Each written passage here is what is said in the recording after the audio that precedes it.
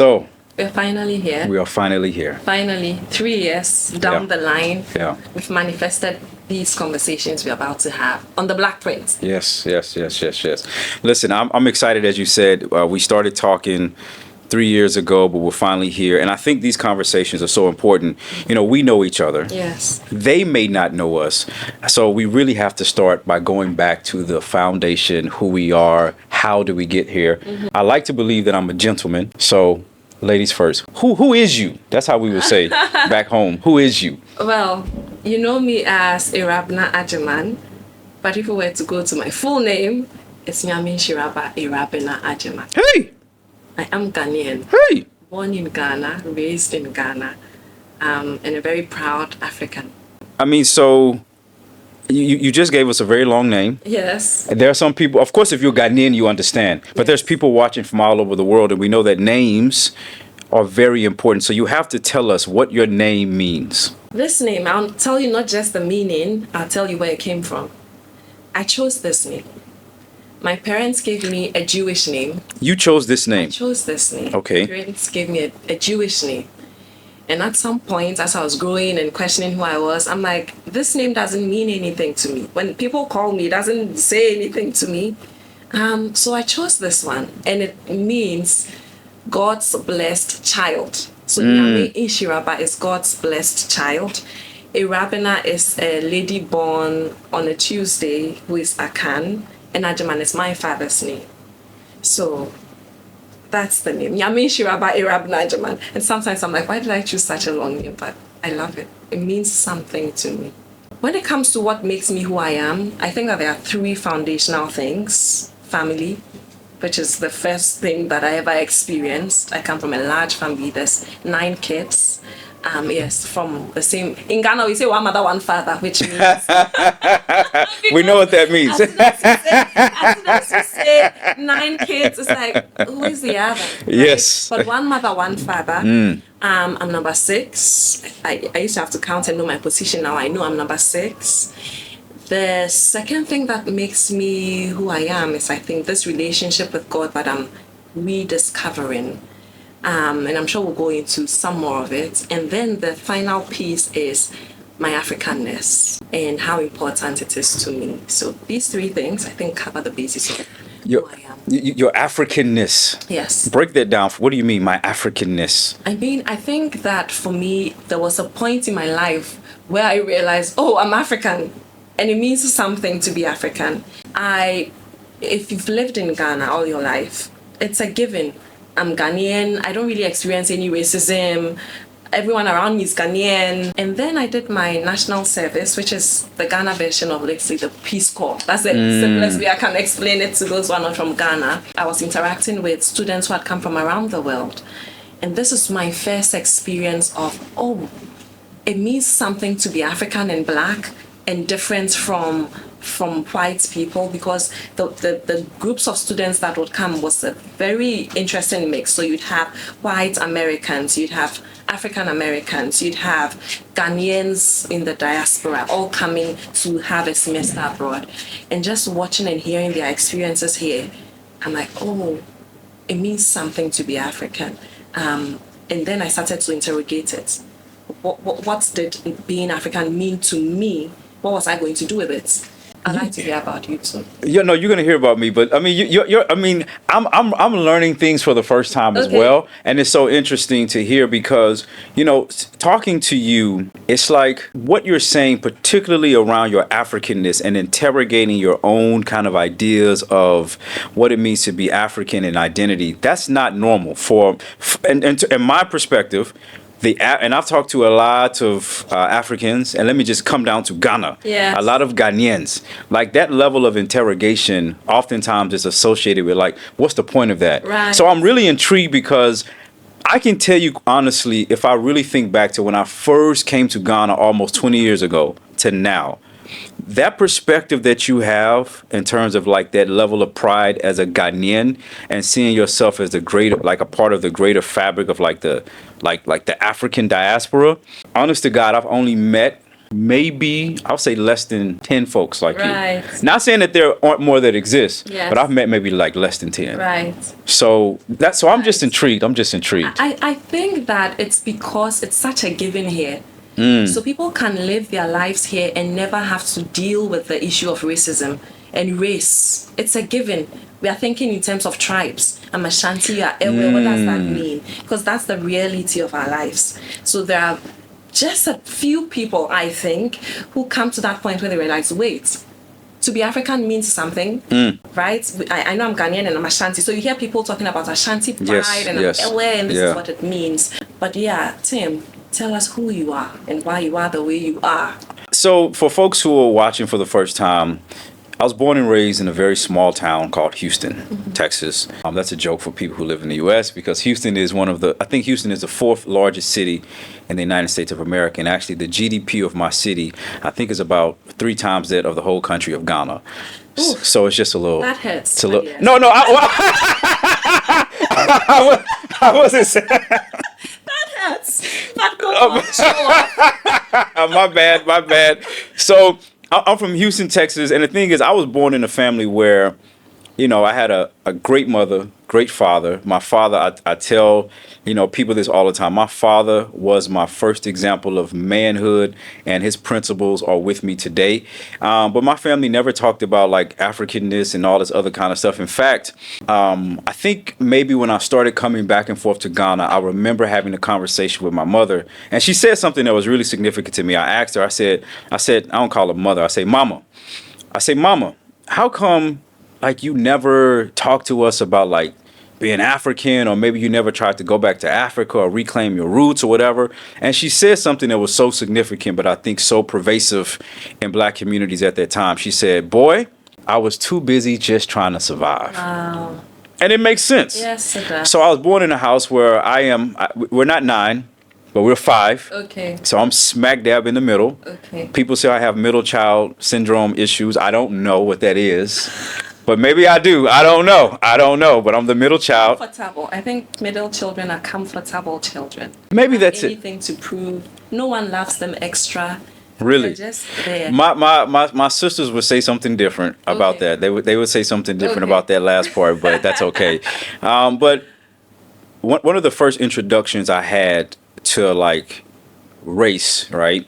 I remember being in a town called Tomball, Texas.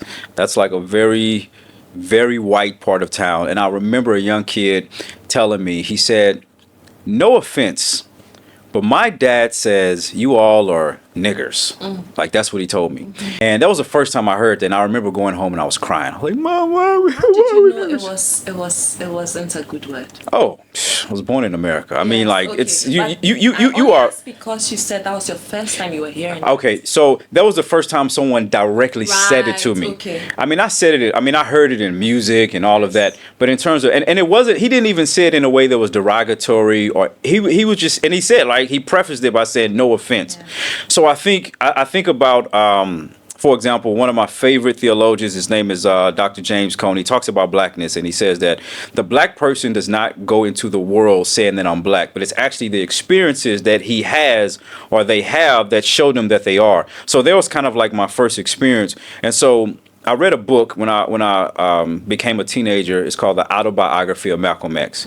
That book transformed my life because I grew up in the church. I grew up in a church called the Church of God in Christ, which is it's a Pentecostal, holiness church. And I am what's called a Kojic boy through and through. Those are the churches you see, like when you watch like black television, they're clapping and running around. Yes, I'm that guy. Right. I am that guy. Right. But the church didn't really talk about Afrocentricity, didn't really talk about a connection of understanding who we are as people of African descent. And I joined it's called a parachurch ministry called the Impact Movement. And we came to Ghana for the first time in 2007. That was the trip that literally transformed my life. Because that was the first time that I experienced what people like you had growing up, which is you don't have to be forced to think about something as trivial as the color of your skin every day. And it's not even just the color of your skin, but it's really the social value that's attached to it. That's the thing that's different. Exactly. And so we didn't learn anything about Kwame Nkrumah, W.E.B. Du Bois. Like, it was like a mission trip. Like, we were in like Kumasi, Sunyani, you know, the word of the Lord has come to save you, Amen. right? Like, it was straight, like, Yes. in the name of Jesus. Hallelujah. Like, straight, you know, that kind of stuff. And so, but that trip transformed my life because it was the first time that I saw myself in a way that I was genuinely a human being. Right. And that was enough to like really like stick in my soul to where like Ghana, like, you know, as Kwame Nkrumah said, right, I'm not an African because I was born in Africa, but I'm an African because Africa was born in me. Yes. That 2007 trip, Africa was born in me. Right. Yeah. Right. And I think my experience, this was in 2008 when I did my national service with New York University's study abroad program here. That was the moment for me also. This is how it started. So I saw a group of students come in, and I saw that the African Americans have a very different type of experience. They would walk in and it's like they were breathing in a certain way. They felt so liberated, and then they would come up to us and say, "Sister," and like, "What's going on? I don't even know you." I don't know you. Yeah, and then they would share their experiences of, "Wow, I look all around me and everyone looks like me." And then they would add this other thing and say, now the white people are the minority here. So they were very, very excited. Then we'd go out, we'd go to Osu, we'd go to a restaurant, and then they would have a very interesting experience. We'd sit at the table and order food. White people would be served first. Yes, without fail. They would be served first. And when the bill was coming, they were looking out for which white person to give the bill to. Now, this is 2008, how old was I? Maybe 21. I need to calculate again. But I was about their age. They were about 18, 19. I looked like them. And so it wasn't obvious that I was the one supposed to pay because I was the staff. Okay. Right? So they would come round, and you'd see them looking for which white person is paying until I'd raise my hand, and then they would bring it. All of this is telling me, I'm like, what's going on here? Why is it that they think the white person will pay? Because remember, I am Ghanaian and I don't deal with race issues. Then we're walking down the streets of Osu, and it's very clear the white people have more attention than any of the other black people until the African Americans speak and they realize they have a different accent. Hey, Obruni. So by the time we've done about 2-3 of these trips, the African Americans are in a very bad place. They're like, listen, I came here, I thought this was home, I thought this was where that I have my brothers and my sisters. Why is this one getting preferential treatment, this white person? Why am I still being treated like I am the less than here in Africa? All of this was my awakening. I'm like, it means something to be black. When I hear you say that, I definitely understand it. I think it's because I've been in Ghana so long that I've been able to contextualize things. But I would say that, and I challenge like my African American brothers and sisters that come, and I challenge that I think a lot of times we come with this preconceived notion that the whole world has had the same black experience. Yes. And sometimes there's this idea that yes, you're coming back, let's say, quote unquote, home. But I think it's the first time that we experience that color is not always the strongest indication of culture. True. Right? When you come here, yes, you're seen as Obruni. True. Even myself today, you know, like when people call me Obruni, I honestly, I don't even care. Right. No, I don't care. Did it use to offend you? Oh, Jesus. When I first, let me tell you something. Let me tell you a story.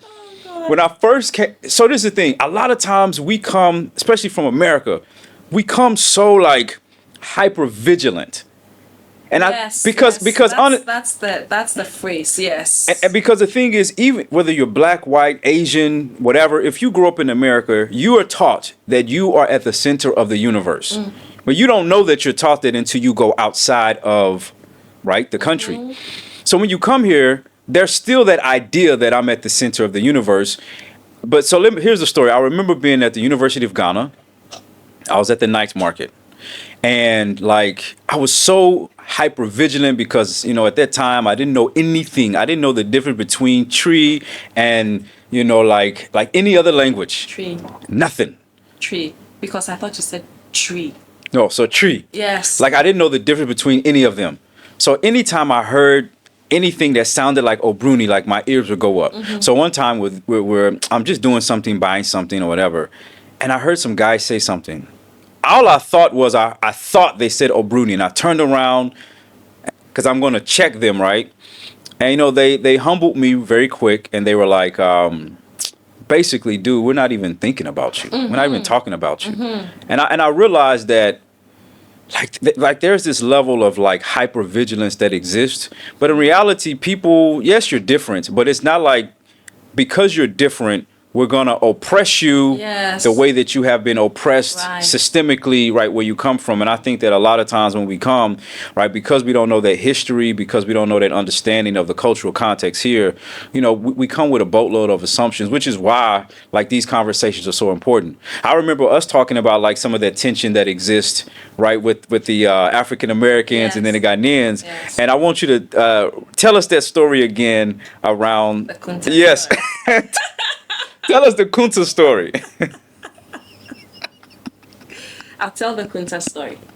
So again, back in NYU, Ghana, the students would come, and I remember there was one particular member of staff. I won't mention his name, but he speaks like a Ghanaian, as he should. So he would say, "Welcome. Today we are going to Osu." Was he very dark? Very dark. Typical Ashanti build, so stout, dark, proud Ghanaian. Okay. And then I'll catch the African American students giggling. And then I realized they were calling the guy Kunta. And for me, I'm like, what's going on here? Because it wasn't flattering, right? You can always tell when people, it's an endearment, like, oh, Kunta. But it was like, Kunta. And that was their way of saying, oh, this guy, he's like in Ghana we'll say he's some villager. He's some villager. He's some villager. He's you know, he's not civilized. I'm laughing because I can actually see this happening in my mind. For me, all of these were so important because sitting back, I could now see, oh, for the African American coming to Ghana, coming from a place where they feel oppressed, they get here and they feel like, we are superior. I'm in a place where I'm better than you. How did you feel in that moment when you heard them giggling and laughing and calling the guy Kunta? Initially, I thought it was funny. Because, initially I thought it was funny. They were having such a good time with it. But then as I stood back and observed, I realized, oh, this is what is going on. We are in a place and there's a class thing. Because you could literally tell that when they came to Ghana, it was almost like there was an unspoken conversation going on between the African Americans and the white Americans that now we are in my home. This is my home. That's true. I'm better than you here. And while that was going on, another conversation going on is them also saying to the Ghanaian, but you know, I'm better than you. I'm better than you. I come from a more civilized place. And for me, it was interesting. You can't say to this person that you're better than them because now you're in your home, and in the same breath you're better than me. Why? I am in my home. Like, this is my home, right?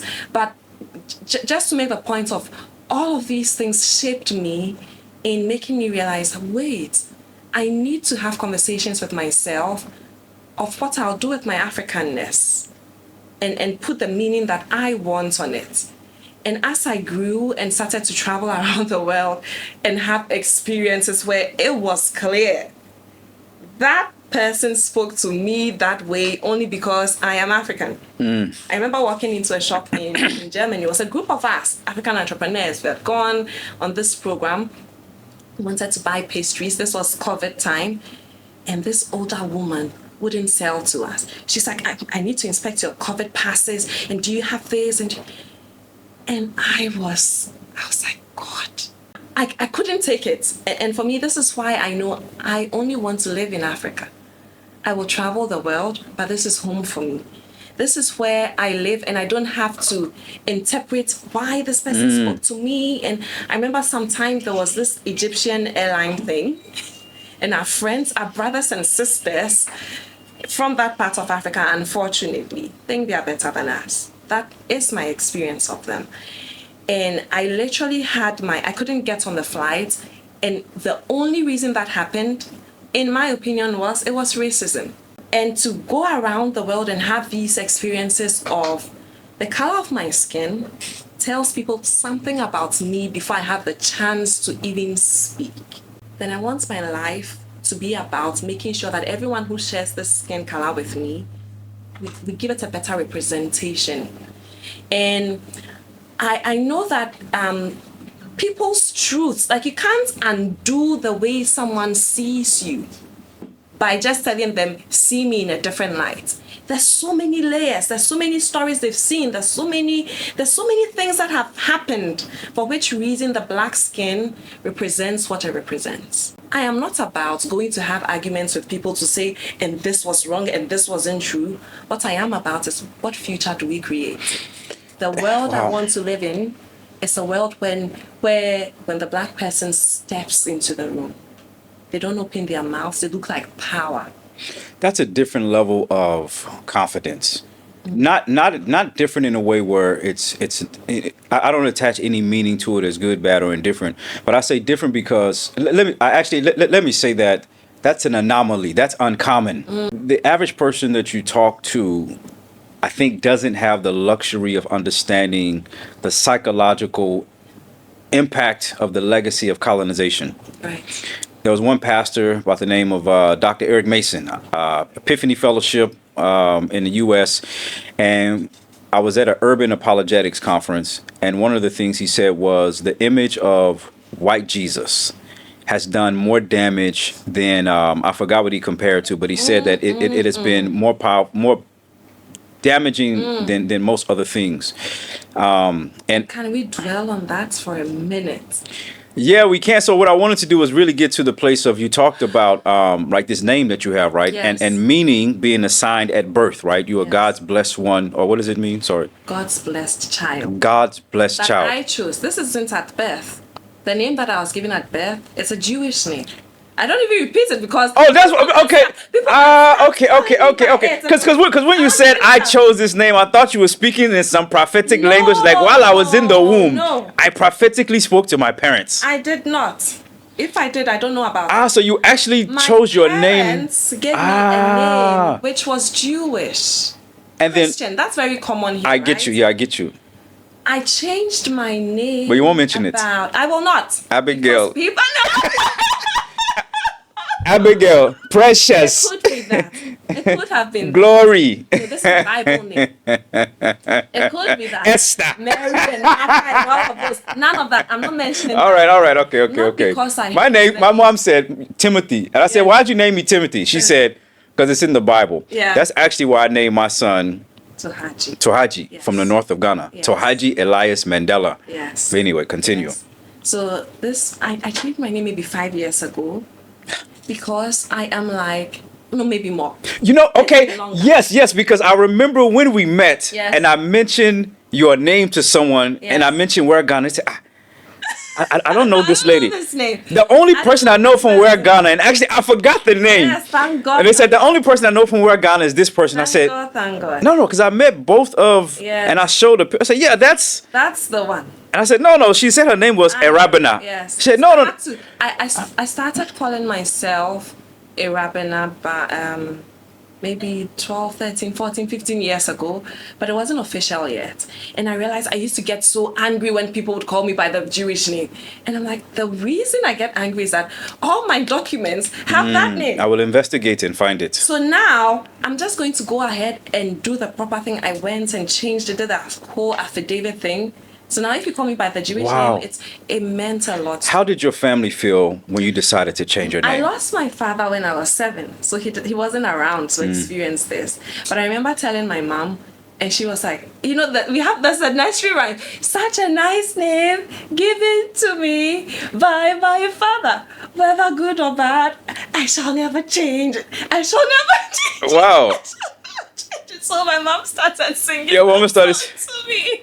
Wow. And she still calls me by the Jewish name. I think that's her form of protest. But if she needs me to do something, then she'll call me Ira. Yeah. And the funny thing, she'll mention the name and I'll say, yes. And I'll say, yes, Ira. And then I'll continue. Wow. But it meant a lot to me to have the name that was me from where I come from. Because you see, the way I see it, if we don't choose I'm Christian. That's a journey by itself. But the way I see it, I can't be African and Christian and not need any European elements. Like, aren't there African Christian names? Why did my father have to call me some Jewish name? Because we are Christian. But our Christianity is often so Europeanized that it doesn't mean much to us. And I think that that's one of the problems with Christianity in Africa. It's not us.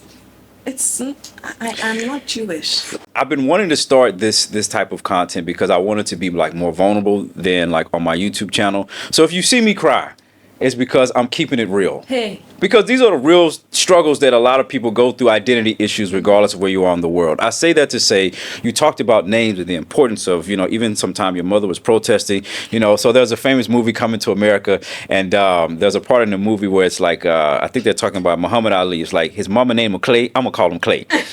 In protest of his new name, Muhammad Ali. But I remember when I was in school, we were talking about this issue of name. And our professor raised the same question, like, why is it that you have the separate of a Ghanaian name and a Christian name? Yes. As if your name in your local language not good enough. Does not represent Christianity. Yes. Can I tell you something? Please. When I was younger, there were very few people who had Ghanaian names. And so if you went somewhere and you were introducing yourself formally and you said, my name is Awura Abena, they would ask you, what's your proper name? Hey, someone could actually say that. What's your official name? We all had official names. I didn't have a local name at all at birth. My name was Jewish Agyeman, right? But most people would have Martha Abena Agyeman. Yes. And if they were to go and fill a document and they wrote Abena Agyeman, someone would prompt them and say, what's your official name? The official name would be Martha Agyeman. And all of these are the reasons why we see ourselves the way we see ourselves. So it's embedded within the system. It is. It's embedded within the system. Who did it? Who intelligently embedded it in the system? Who made us think that wax springs? There was a time, and things have changed. But I remember when we started, and just by way of introductions, I also ran a company called Awura Ghana. And we just launched another one called Republic of Africa, right? When we started in 2008, there were very well-intentioned people who told us to our faces, I don't wear anything made here, I am too sophisticated. Hey! There used to be dress codes, and when they said anything formal, don't dare show up wearing something like traditional. That's not formal. So what would you wear? I remember in my father's church, and I love my father. I didn't have the chance to get to know him. I wish he was here now. I think the conversations we would have would be so amazing because I know he was Pan-African and Christian. But I remember in the church that I was born in, if you were going to preach, you needed to show up in a suit and a tie. Yeah. The compromise would be that you didn't have the jacket on. Yes. But you needed your shirt and your tie. Yeah. If you showed up in a kaftan, hey, how dare you go near God's holy pulpit? Yeah. In a kaftan. This really exemplifies so people say, what's the big deal? Oh my God. It doesn't matter, But right? it does. But it does, because I tell people this all the time. Images matter. Just as if, right, when we're talking about images are not just on the individual level, but it's on a community level. Yeah. So if the image of myself, of how I see myself as being sophisticated is one way, when you come, doesn't matter how amazing your designs are, how great the customer service is, how much it represents the beautiful colors and the fabrics that represent culture and the Dinkra symbols and this, it doesn't matter. Because I don't see myself as sophisticated when I see a real reflection of who I am. And for me, what's even more important, before we take it to the community level, let's start with the person.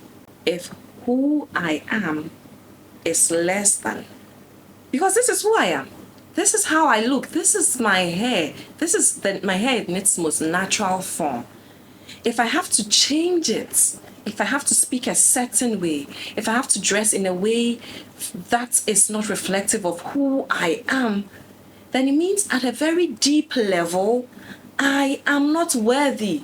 And for me, this connects directly to corruption, to all of the problems that we face as a continent and as a race. If I do not think that I am the best of God's work, then I go into the world from a disadvantaged place. So if I sit across the table with you, Tim, for example, speaking the way you speak, coming from where you come from, I am less than. Yeah. I think this is what happens a lot of the times when our politicians are sat across the table with people from the other side of town. They are there, they are feeling, hey, the white man said we should do this. But, this thing exists in so many levels because, even in the States, I remember, my mother would say things like, when she would, send us out, to keep us from misbehaving, she would say, don't embarrass me. Mm-hmm. But that wasn't the point. She would say, don't embarrass me in front of them white folks. Yes. And I didn't really critically assess it until I got older. But it was like whiteness was always the standard, even in our master. Yes, right. And so I tell people I'm very sympathetic, especially to my black folks from America that come here, because on one hand, I can see how, right, when we come and we see a white person, there's a feeling of like, okay, now, ain't no fun when the rabbit's got the gun kind of situation. Because the thing is, well, let me share this. So I bring groups to Ghana, mm-hmm. and inevitably, when we have groups of black folks who identify as black who come to Ghana, when they see a white person, I don't know what it is. I know there's research around it. I haven't found why it exists. But when they see a white person, like a truly white person in Ghana, right? Most of the time they have the same sentiment. They say, what are you doing here? Exactly. That's the exact words. Like, oh my God, like, yes. Come on. Why are you? And I understand it because what it represents is like, the reality is race in America is so vitriolic. It's systemic. It's not I don't like you because you're black. No, it is privatized prisons, miseducation, misrepresentation. When certain people in power go out and they see you, they say, oh yeah, the plane crashed because it was driven by or flown by some black folks, mm-hmm. or a woman or something crazy like that. So I think when we come here, it's the first time we see ourselves in a way where we feel empowered, but at the same time, we're dealing with this cultural nuance, mm-hmm. of, I am not like you. Because here's the truth. When I grew up, I may not have known anyone like you. I haven't listened to the music that you listen to. I haven't eaten the foods that you've eaten. I don't speak the same language. I don't know any pidgin phrases. I don't know any. Right now, people know Burna Boy and Davido and all these people. But back then, like for you to embrace a sense of your Africanness. Well, first and foremost, in the States, any kind of African print, we called it a dashiki. I don't know why. Yes. Like, it doesn't matter what it was. So when I came to Ghana for the first time, I remember asking for dashikis. They were like, what is a dashiki? I don't know this one. I used to be so confused. Yes. So when I came here, I was asking for dashikis, and they were like, a dashiki. What is it? Yeah. And I'll point to it. Oh, that's just a normal shirt. Yes. But like, the thing is, back then, like, to be African meant, it was one image. It was like, hate the white man, let's go back to Africa image. Mm. And, it was very polar. It was very polarized. So I think that, like, coming here, like, again, like, you see it, you get to develop a sense of your identity, and you realize your identity is so multifaceted. And then you have the tension of, I thought, because of your own miseducation, I thought I was coming home to meet Araba, who's my sister. But maybe I met an old version of you that didn't have this understanding of themselves. And the way you see me is, hey, Chale O'Bruni. Yes. The guy has money. And I want to chop. Yes. So that's how you see me. Right. And in fact, I mean, that's what I experienced. Now, I've been in Ghana so long, I've realized that it's actually not confined to just Americans. Charlie, Nigerian money will be chopped. Yes. Japanese money will be chopped. Foreigner. Airway money will be, if you have money, yes, it will be chopped. It doesn't matter where you're from. I mean, I've grown to understand that. It definitely is exacerbated with certain types of folks, right? The one who comes from the horizon, those individuals. But I think what we're trying to do now, right, especially with this content that we're creating, is really bridging that gap. Yes. Because there's so many things that have divided us, and I don't think we've seen a lot of pieces of content like this where you have somebody with the different perspectives. I could be honest enough and say that I know when I see a lot of content from Americans who are in Ghana. Please don't hate me, y'all, but a lot of times it's just us getting together, we complaining. Yeah. Let's just be honest. We're complaining and talking about how, this and that and that. Working. Yes, I do. Sometimes, if it's the Ghanaian side, it's a little bit more diverse. But I don't think we've seen this. Yes. Right? Where we have two different perspectives, but yet united by this goal of seeing Africa come together. Let me ask you, in your own development, you talked about your entrepreneur. You talked a very little bit about your entrepreneurship, but really about your name. You talked about your formation, about your family, about my godness. Yes, that's where I wanted to go to. Right. Your godness. Yes. Talk to us a little bit about you talked about this Christianity that you were growing up in, and your dad was a Pan-African, but yet you saw some disconnectedness between the Christianity that you imagined and the Christianity that you saw. I'll tell you. So I'll walk through the journey. I'm born into a Christian family. In fact, Christianity for me was race. For you, in the States, Christianity was the biggest thing. Go to church Sunday, Wednesday, Fridays, Saturday, you're in church, choir practice, all of that. And that was the only thing that I knew. There was a moment when I was a teenager that I had to start thinking about what does this really mean? And I was going to school. I come from a background where my church, the belief was a woman should not cut her hair because that's your glory. And in the boarding schools in Ghana, you needed to cut your hair. I wasn't going to cut my hair, and so I couldn't go to boarding school. And while all of this was happening, I had the chance to see the church. And I started questioning, what's the use of religion? What's the use of our Christianity? Because in that period, I felt like there wasn't love displayed from the church. That sent me into a period where me and God, I wanted nothing to do with him. I actually had a conversation with God where I said, you do you, I'm doing me.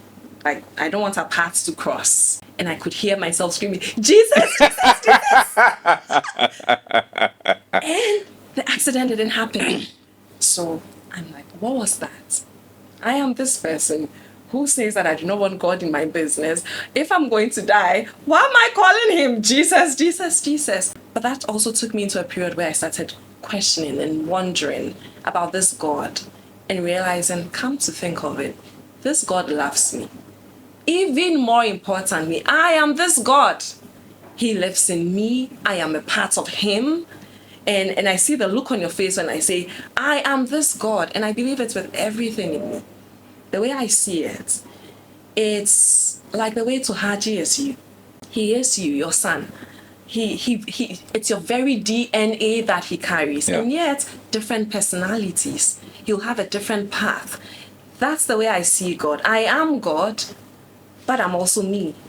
And learning to see that dance between which part of me is God, which part of me is my humanness. Like, for example, and I'm Christian, and now I say that because I'm Christian by choice. It's not just because I was born into a Christian home. I know that I need God.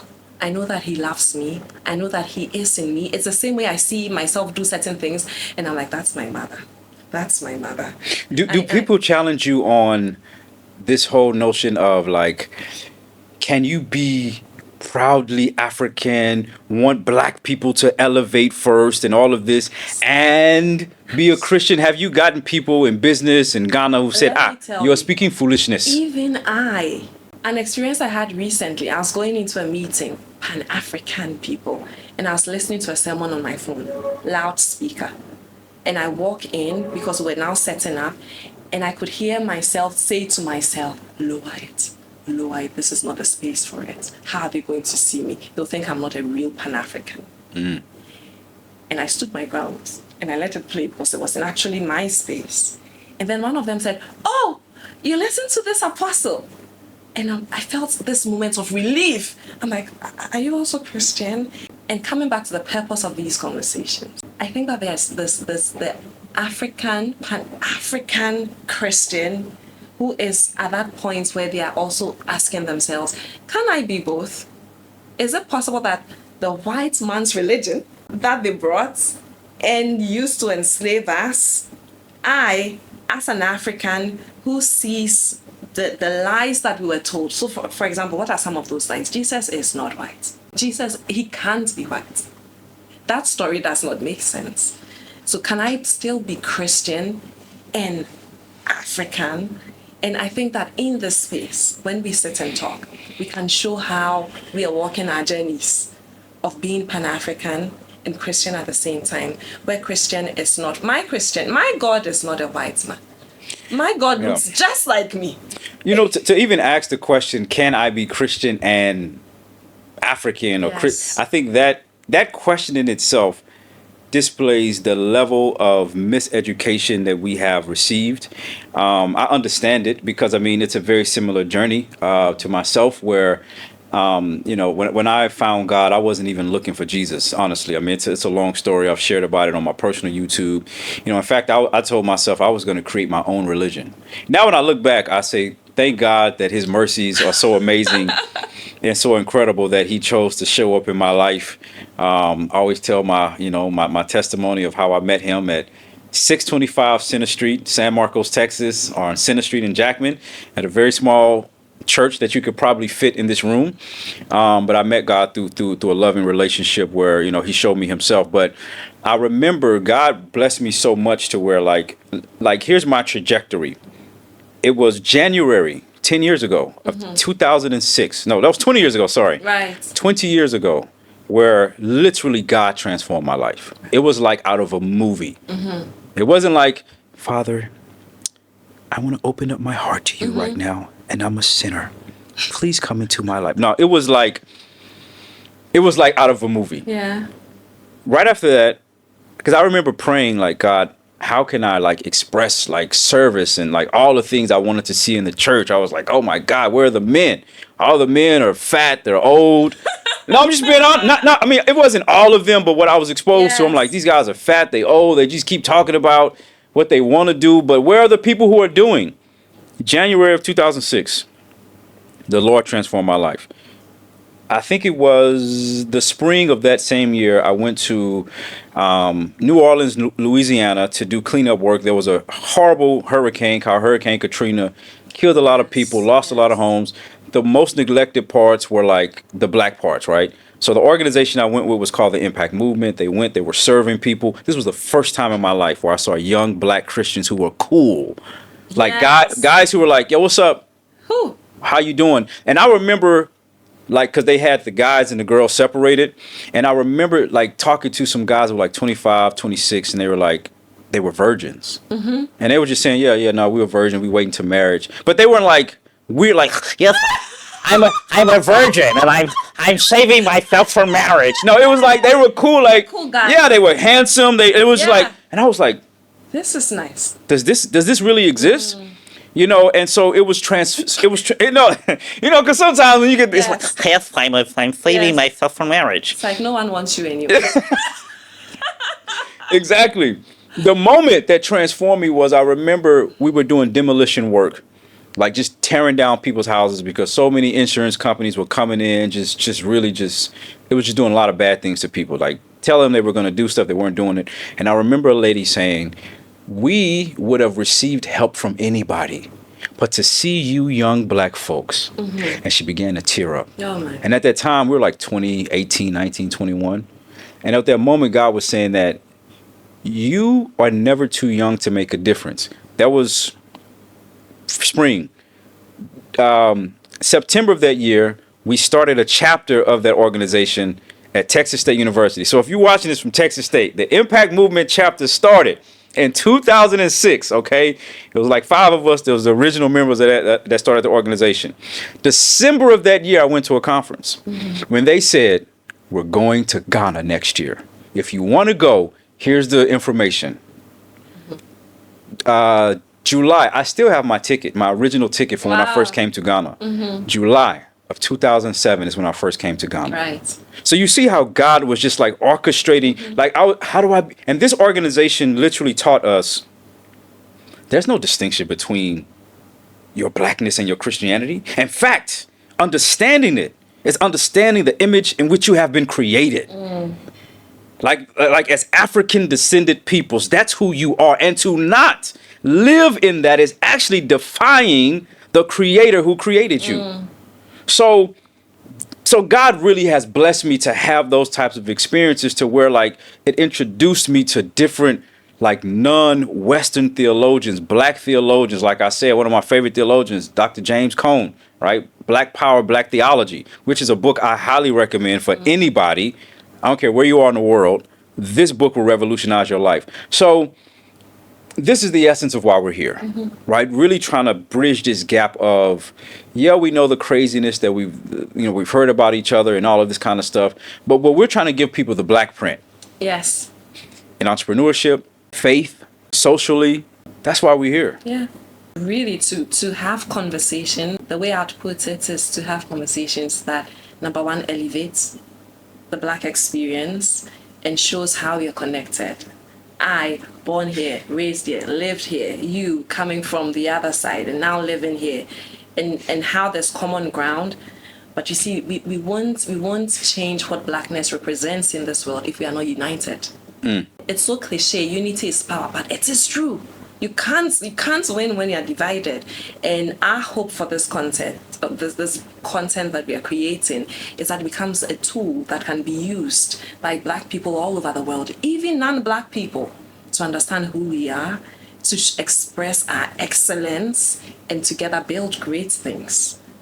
Well, I'm excited. I'm excited for the more conversations we're going to have. Listen, we have some amazing guests that listen, you have to make sure that you're tuned in. Make sure you follow us on our socials. Yes. Make sure you follow us on our YouTube. If we're there yet, if we ain't, just follow us on our socials. Because I guarantee the type of guests that we're bringing, the conversations that we're having, this is not just normal stuff that we're doing. So listen, I'm excited about it. And listen, you guys have to like this video, you have to subscribe, and you have to leave some comments about what do you want to hear us discuss? What type of guests do you want to see on this type of platform?